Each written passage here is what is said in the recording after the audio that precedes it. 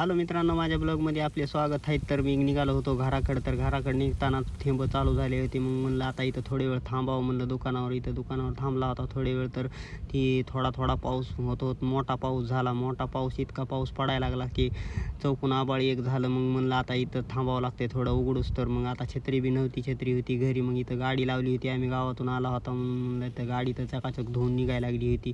तर मी इथं 1 तास कंप्लीट उभारलो होतो. तर माझे पाय नुसते दुखायला लागले होते उभारून. आता उघडल पाऊस, मग उघडल पाऊस, काय उघडायचं नाव घेईना गेला.